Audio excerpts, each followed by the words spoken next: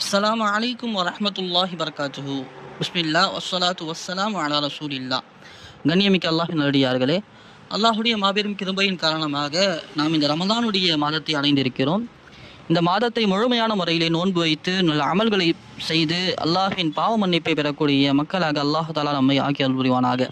கண்ணியமிக்கவர்களே, இந்த மாதத்தில் நாம் முக்கியமாக சில சட்டத்திட்டங்களை தெரிந்து வைத்திருப்பது நம் மீது அவசியமாக இருந்து கொண்டிருக்கிறது. அதிலே முதன்மையாக எந்த செயல்களை செய்வதன் மூலமாக நமது நோன்புகள் முறிந்துவிடும் என்பதை நாம் அறிந்து வைத்திருக்க வேண்டும். காரணம், அதன் மூலமாக நாம் நமது நோன்பை முறியாமல் பாதுகாத்து கொள்ளலாம். அதிலே பொதுவாக உண்பது, குடிப்பது, மனைவியுடன் உடலுறவு கொள்வது இவற்றின் மூலமாக நோன்புகள் முறிந்துவிடும் என்பதை நாம் அறிந்திருக்கிறோம்.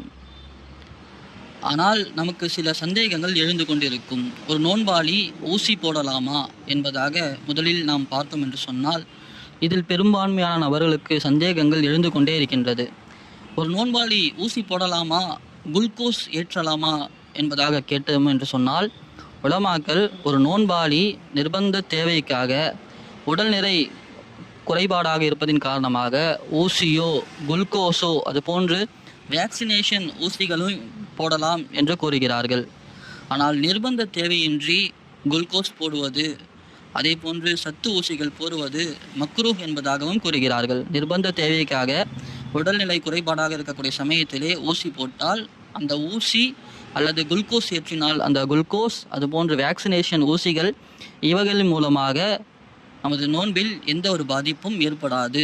என்றாலும் கூட முடிந்த அளவிற்கு நாம் நோன்பு திறந்த பிறகு அந்த ஊசிகளை போடுவதற்குண்டான முயற்சிகளை மேற்கொள்ள வேண்டும் என்பதாக உலமாக்கள் கூறி காட்டுகிறார்கள். காரணம், நபி ஸல்லல்லாஹு அலைஹி வஸல்லம் அவர்கள் நோன்பு வைத்த நிலையில் குளித்திருக்கிறார்கள் என்பதாக ஹதீஸ்களிலே பதிவு செய்யப்பட்டிருக்கிறது.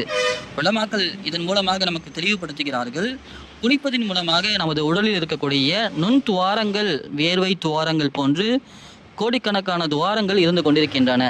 அவற்றின் மூலமாக தண்ணீர் உள்ளே செல்வதற்குண்டான வாய்ப்புகள் அதிகமாக இருந்து கொண்டிருக்கிறது.